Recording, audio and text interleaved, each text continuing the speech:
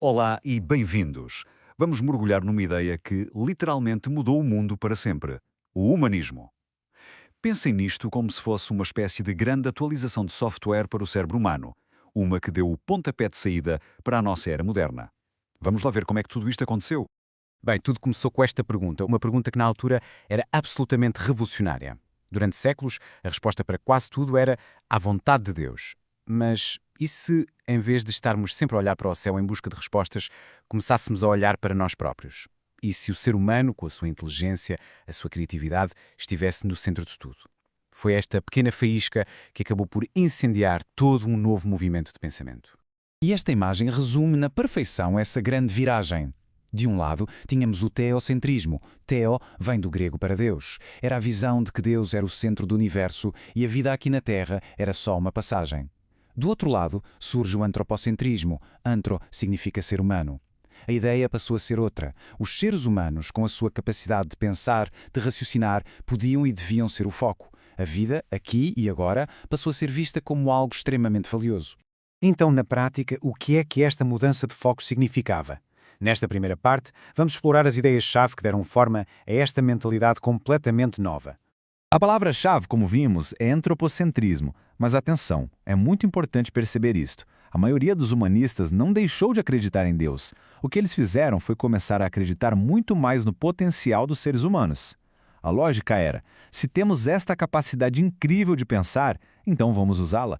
Vamos usá-la para entender a natureza, para criar arte deslumbrante e para construir uma sociedade melhor. Claro que uma mudança destas não acontece de um dia para o outro. O humanismo foi um movimento cultural que se foi espalhando devagarinho pela Europa, quase como uma onda lenta, mas imparável. Foi ele que construiu a ponte entre o pensamento da Idade Média e o que viria a ser o nosso mundo moderno, um mundo cheio de curiosidade e de vontade de descobrir. Mas de onde é que veio a inspiração para ideias tão radicalmente novas?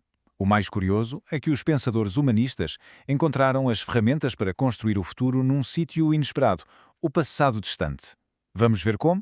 Os humanistas ficaram fascinados com a Grécia e a Roma antigas. Porquê? Porque descobriram que nessas civilizações, o ser humano e a razão também tinham estado no centro de tudo. Então, eles mergulharam de cabeça. Aprenderam latim e grego para poderem ler os textos originais dos grandes filósofos e escritores. O objetivo não era copiar o passado, mas sim usar toda aquela sabedoria antiga como inspiração para construir um futuro mais inteligente e mais justo. E toda esta busca pelo conhecimento antigo tinha um objetivo muito claro: formar pessoas mais completas. A ideia era que a educação não servia apenas para aprender uma profissão. Servia para desenvolver o indivíduo por inteiro.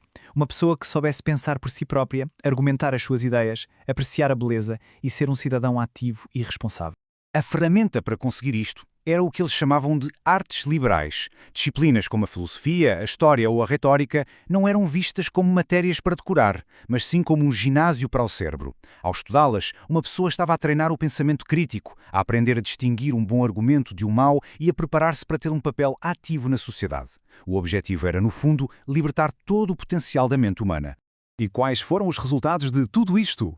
Bem, esta nova valorização do potencial humano levou a uma autêntica explosão de criatividade, tanto na arte como na ciência. Foi algo nunca antes visto. A arte, por exemplo, foi completamente virada do avesso. Os artistas, em vez de se focarem quase só em temas religiosos, começaram a pintar o mundo à sua volta. Retratos de pessoas comuns, paisagens, cenas da mitologia. E a figura do artista mudou radicalmente. Deixou de ser um artesão anónimo para se tornar uma espécie de superestrela, um gênio criador como Leonardo da Vinci ou Miguel Ângelo. Esta tabela mostra bem a diferença. A arte medieval focava-se no divino e as figuras eram muitas vezes representadas de forma simbólica, sem grande realismo.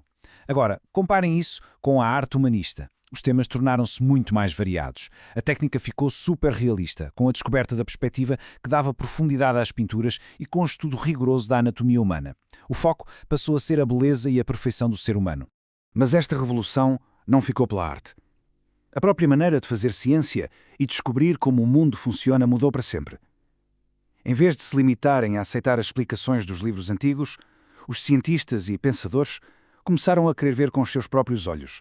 E foi assim que nasceu o método científico, aquele que ainda hoje se usa. As regras do jogo mudaram. Em vez de aceitar algo como verdade só porque uma autoridade antiga o disse, a nova abordagem era, primeiro, questionar. Depois, observar a natureza diretamente. A seguir, fazer experiências para testar as ideias. E, finalmente, usar a matemática para provar e descrever o que se descobriu. Para ajudar, desenvolveram-se novas ferramentas incríveis, como o telescópio, que abriram janelas para o universo. Certo, estas ideias eram fantásticas, mas fica uma pergunta no ar. Como é que se espalharam tão depressa por toda a Europa, numa altura em que não havia internet, nem televisão, nem nada do que temos hoje? A resposta está aqui, numa única e poderosíssima invenção tecnológica. A prensa de tipos móveis, inventada por Gutenberg, foi o motor desta revolução cultural. Podemos pensar nela como a internet daquela época. Mudou absolutamente tudo. O impacto foi gigantesco. Pensem nisto. Passámos do passo 1, onde um livro demorava meses ou anos a ser copiado à mão e custava uma fortuna, para o passo 2, a produção em massa. De repente, era possível fazer centenas de cópias de um livro em poucas semanas. O resultado? O passo 3, uma verdadeira explosão de conhecimento. As ideias deixaram de estar presas nos mosteiros e passaram a circular por toda a Europa, chegando a muito mais gente. A literatura também foi apanhada por esta onda. Autores como Shakespeare em Inglaterra ou Camões em Portugal começaram a escrever nas suas próprias línguas, em vez de escreverem apenas em latim, que a maioria das pessoas não entendia. Isto foi uma mudança enorme. De repente, a literatura passou a falar de temas que toda a gente conseguia entender e sentir: o amor, a ambição, a traição, a dúvida, sentimentos universais. Ok, tudo isto é muito interessante, mas por que é que estamos a falar de algo que aconteceu há mais de 500 anos? A resposta é simples, porque, como vamos ver, as ideias do humanismo estão por todo o lado no mundo em que vivemos hoje. É verdade. Muitas vezes nem nos apercebemos, mas os pilares da nossa sociedade moderna, as ideias que mais valorizamos, foram construídas sobre as fundações lançadas por estes pensadores humanistas. Muitas das coisas que hoje nos parecem óbvias nasceram nesta revolução do pensamento. Parem um segundo para pensar. O método científico que se aprende na escola, a ideia de que cada pessoa individualmente tem valor e tem direitos, a importância de haver educação para todos, o direito de termos a nossa própria opinião e a expressá-la livremente, tudo isto são heranças diretas do humanismo. É a crença de que, usando a razão, a humanidade pode sempre melhorar e progredir. No fundo, a mensagem mais poderosa que o humanismo nos deixou é uma mensagem de enorme otimismo. É a crença de que nós, seres humanos, através do estudo, do trabalho e do pensamento crítico, somos capazes de resolver os nossos próprios problemas e de construir, passo a passo, um futuro melhor. E isto leva-nos à pergunta final. Os humanistas, com as suas ideias, moldaram o seu futuro e, por consequência, o nosso presente. A questão que fica no ar é: quais são as grandes ideias da nossa época? Quais são os pensamentos e as inovações de hoje que vão definir o mundo das gerações que virão a seguir? Fica a reflexão.